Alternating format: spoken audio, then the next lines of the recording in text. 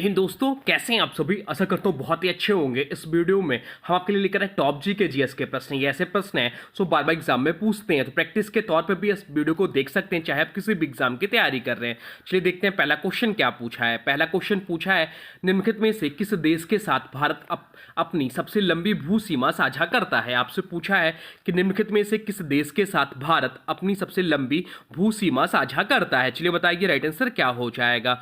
तो सबसे लंबी भू सीमा जो साझा करता है भारत देश, वह बांग्लादेश से करता है। ऑप्शन सी इस प्रश्न का राइट आंसर हो जाएगा। भारत की सबसे लंबी स्थलीय सीमा जो लगती है वह बांग्लादेश के साथ लगती है। कितनी है इसकी लंबाई?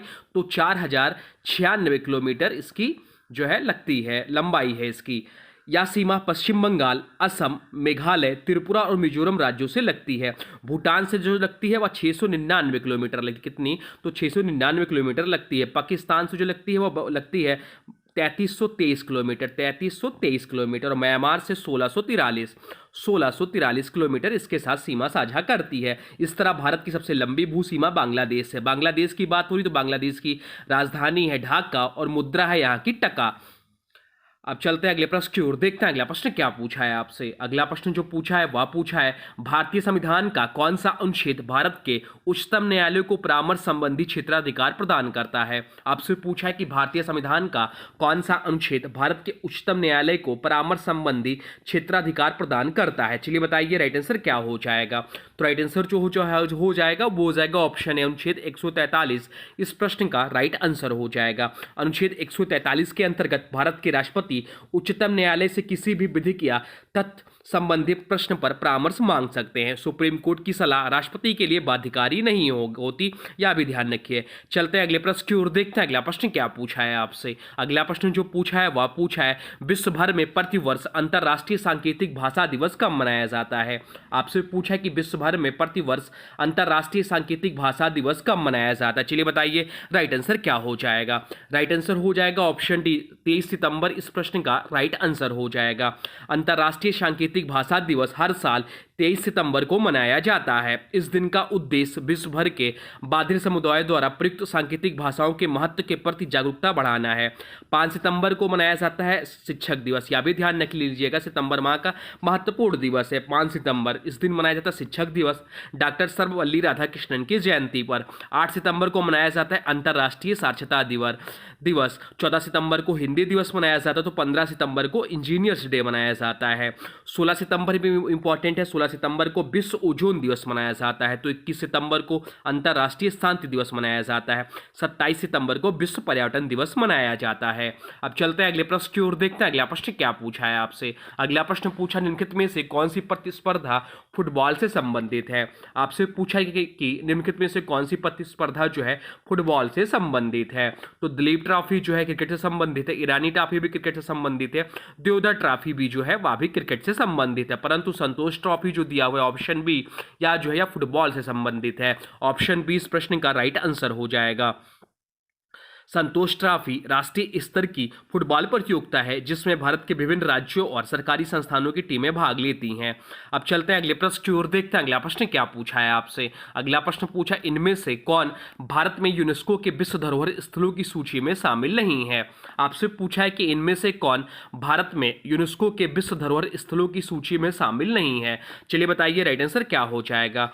तो राइट आंसर जो हो जाएगा वो हो जाएगा ऑप्शन डी, बड़ा इमामबाड़ा जो कि उत्तर प्रदेश में है, या यूनेस्को के विश्व धरोहर स्थल में शामिल नहीं है। बाकी रानी का वाव जो कि गुजरात में है, या 2014 में यूनेस्को विश्व धरोहर स्थल घोषित। छत्रपति शिवाजी टर्मिनल जो कि मुंबई महाराष्ट्र में, या भी 2004 में विश्व धरोहर स्थल घोषित। भीमबेटका गुफाएं जो कि मध्य प्रदेश में 2003 में विश्व धरोहर स्थल में नामबद्ध है या सूचित है। अब चलते हैं अगले प्रश्न की ओर, देखते हैं अगला प्रश्न क्या पूछा है आपसे। अगला प्रश्न पूछा है, राज्यसभा के सदस्यों का चुनाव किनके द्वारा किया जाता है। आपसे पूछा है कि राज्यसभा के सदस्यों का चुनाव किनके द्वारा किया जाता है। चलिए बताइए राइट आंसर क्या हो जाएगा। राइट आंसर हो जाएगा ऑप्शन ए, राज्यों की विधानसभाओं के सदस्यों द्वारा। ऑप्शन ए इस प्रश्न का राइट आंसर हो जाएगा। राज्यसभा के राज्यों की परिषद राज्यसभा को राज्यों की परिषद कहा जाता है। इसके सदस्यों का चुनाव विधानसभा के निर्वाचित सदस्य एकल संक्रमणीय मत प्रणाली द्वारा करते हैं। राज्यसभा के 250 सदस्य हो सकते हैं, वर्तमान में 245 हैं। 233 सदस्य राज्यों और केंद्र शासित प्रदेशों की विधानसभाओं द्वारा चुने जाते हैं। 12 सदस्य राष्ट्रपति द्वारा नामित किए जाते हैं, जो कि कला, साहित्य, विज्ञान और समाज सेवा के क्षेत्र से होते हैं। राज्यसभा एक स्थायी सदन है, इसे भंग नहीं किया जाता। केवल हर 2 साल में 1/3 सदस्य सेवानिवृत्त होते हैं। अब चलते हैं अगले प्रश्न की ओर, देखते हैं अगला प्रश्न क्या पूछा है आपसे। अगला प्रश्न पूछा है, भारत में पहली बार ओलंपिक खेलों में किस वर्ष भाग लिया था।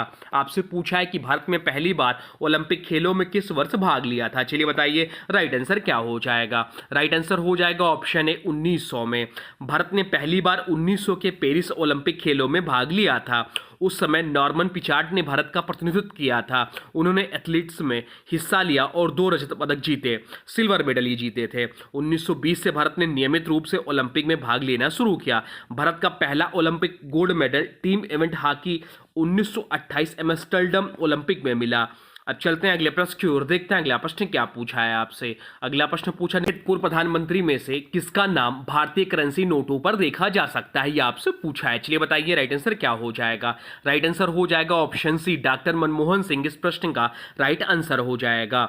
करेंसी नोट छापने और जारी करने का अधिकार भारतीय रिजर्व बैंक आरबीआई के पास होती है, 1 रुपए का नोट छोड़कर, जो भारत सरकार जारी करती है। अब चलते हैं अगले प्रश्न की ओर, देखते हैं अगला प्रश्न क्या पूछा है आपसे। अगला प्रश्न पूछा, इनमें से किसने गरीबी निवारण के प्रभावपूर्ण अस्त्र के रूप में स्वयं सेवा समूह के विचार को दिया था।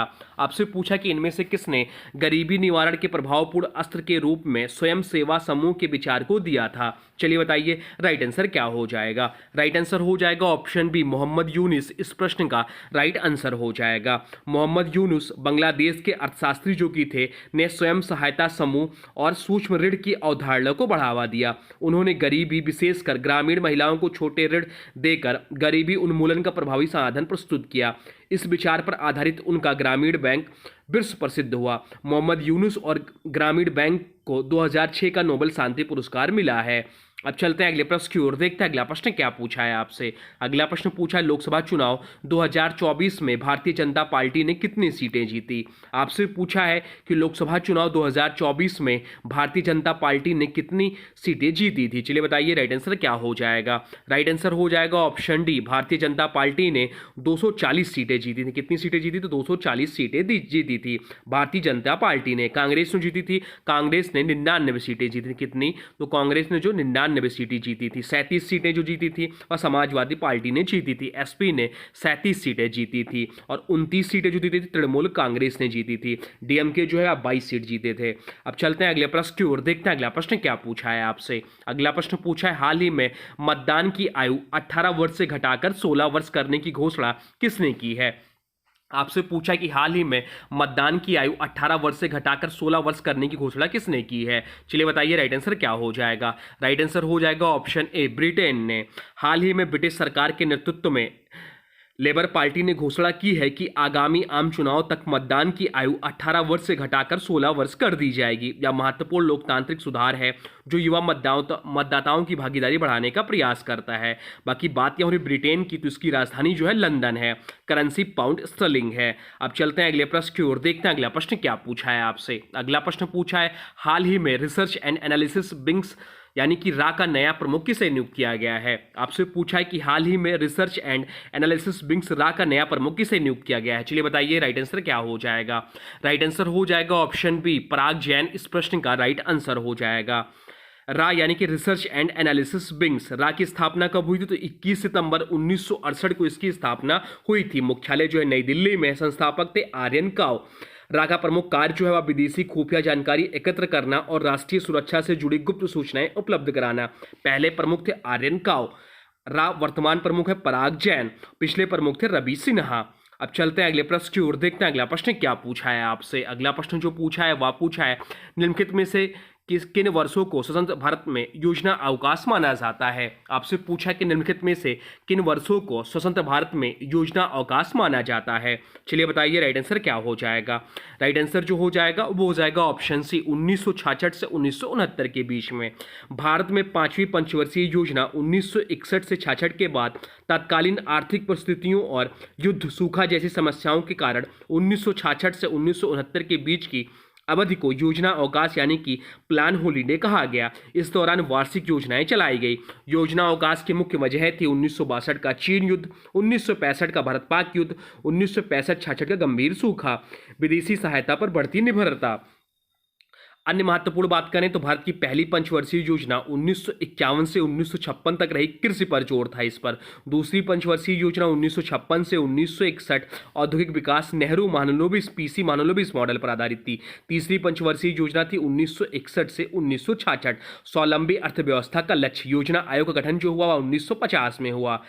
पंचवर्षीय योजनाओं का अंत कब हुआ? तो पंचवर्षीय योजनाओं का अंत हुआ 2015 में नीति आयोग के गठन के बाद। अब चलते हैं अगले प्रश्न की ओर, देखते हैं अगला प्रश्न क्या पूछा है आपसे। अगला प्रश्न पूछा है भारतीय संविधान की प्रस्तावना में निम्नलिखित में से किस स्वतंत्रता का वर्णन नहीं है? आपसे पूछा कि भारतीय संविधान की प्रस्तावना में निम्नलिखित में से किस स्वतंत्रता का वर्णन नहीं है। चलिए बताइए राइट आंसर क्या हो जाएगा। राइट आंसर हो जाएगा ऑप्शन डी, आर्थिक स्वतंत्रता की वर्णन नहीं है। भारतीय संविधान की प्रस्तावना में 5 स्वतंत्रताओं का उल्लेख है। विचार की स्वतंत्रता, अभिव्यक्ति यानी कि विचार प्रकट करने की स्वतंत्रता, विश्वास की स्वतंत्रता, आस्था की स्वतंत्रता, उपासना की स्वतंत्रता, लेकिन आर्थिक स्वतंत्रता का उल्लेख प्रस्तावना में नहीं है। अब चलते हैं अगले प्रश्न की ओर, देखते हैं अगला प्रश्न क्या पूछा है आपसे। अगला प्रश्न पूछा निम्नलिखित में से किसने बुद्ध की जीवनी बुद्ध चरित्र लिखी थी? आपसे पूछा कि निम्नलिखित में से किसने बुद्ध की जीवनी बुद्ध चरित्र लिखी थी। चलिए बताइए राइट आंसर क्या हो जाएगा। राइट आंसर हो जाएगा ऑप्शन ए, अश्वघोष ने लिखी थी। अश्वघोष ने बुद्ध चरित्र नामक महाकाव्य की रचना की। यह संस्कृत में लिखा गया महाकाव्य है जिसमें गौतम बुद्ध के जीवन और उपदेशों का विस्तृत वर्णन मिलता है। अश्वघोष बौद्ध साहित्यकार और कवि थे तथा उन्हें संस्कृत का प्रथम महाकाव्यकार भी माना जाता है। अब चलते हैं अगले प्रश्न की ओर, देखते हैं अगला प्रश्न क्या पूछा है आपसे। अगला प्रश्न पूछा हरित क्रांति से जुड़े महत्वपूर्ण संस्थानों में से एक भारतीय कृषि अनुसंधान संस्थान है या कहां पर स्थित है, यह आपसे पूछा है। चलिए बताइए राइट आंसर क्या हो जाएगा। राइट आंसर हो जाएगा ऑप्शन सी, नई दिल्ली में स्थित है। भारतीय कृषि अनुसंधान संस्थान IARI को पूसा संस्थान भी कहा जाता है।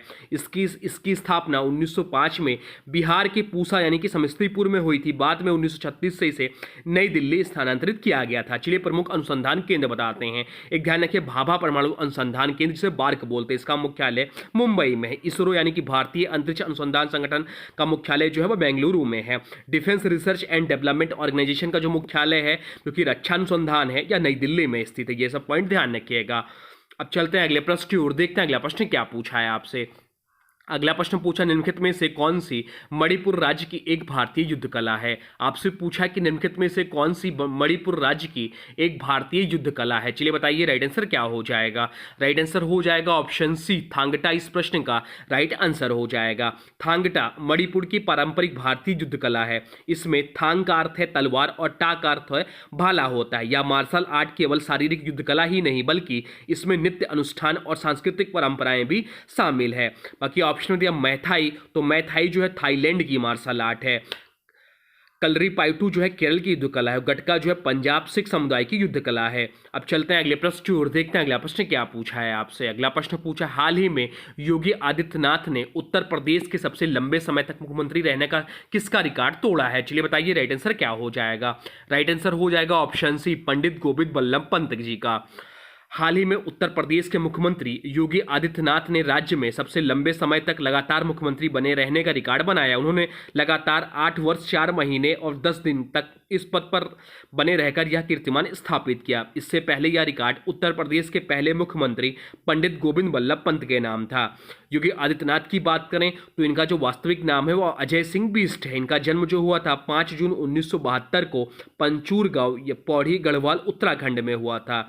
इनके जो गुरु थे वो थे महंत अवैधनाथ, गोरखनाथ मठ के महंत थे जो।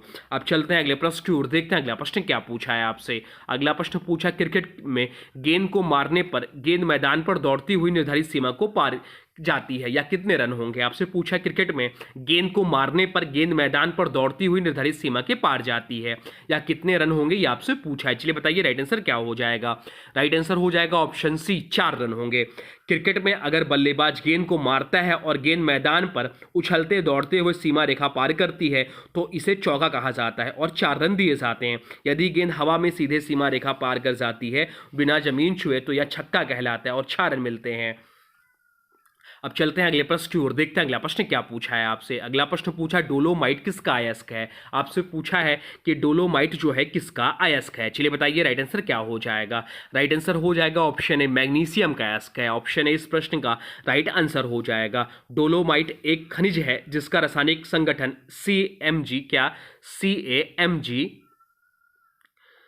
CO3 का होल टॉइस, या इसका रासायनिक सूत्र होगा, या मुख्य रूप से मैग्नीशियम और कैल्शियम कार्बोनेट से मिलकर बना होता है। इसका उपयोग क्या है, तो मैग्नीशियम धातु प्राप्त करने में, लोहे और इस्पात उद्योग में, फ्लक्स के रूप में, सीमेंट उद्योग में। तो ये रहे आपके टॉप जीके जीएस के प्रश्न जो आपके लिए बहुत ही महत्वपूर्ण है। अब आज के वीडियो से प्रश्न है, इसका राइट आंसर आप लोगों को कमेंट बॉक्स में बताना है। आज के वीडियो से प्रश्न है, निम्नलिखित में से किसने बुद्ध की जीवनी बुद्ध चरित्र लिखी थी। आपसे पूछा है कि निम्नलिखित में से किसने बुद्ध की जीवनी बुद्ध चरित्र लिखी थी। इसका जो भी राइट आंसर होगा कमेंट बॉक्स में जरूर बताइएगा, और वीडियो कैसा लगा इसके बारे में भी जरूर बताइए। कोई सुझाव हो तो अभी कमेंट बॉक्स में लिख दीजिए। और हाँ देखिए, अभी तक आपने वीडियो को लाइक नहीं किया तो प्लीज वीडियो को लाइक कर दीजिए, और चैनल पर नए हैं तो चैनल को सब्सक्राइब भी कर लीजिए।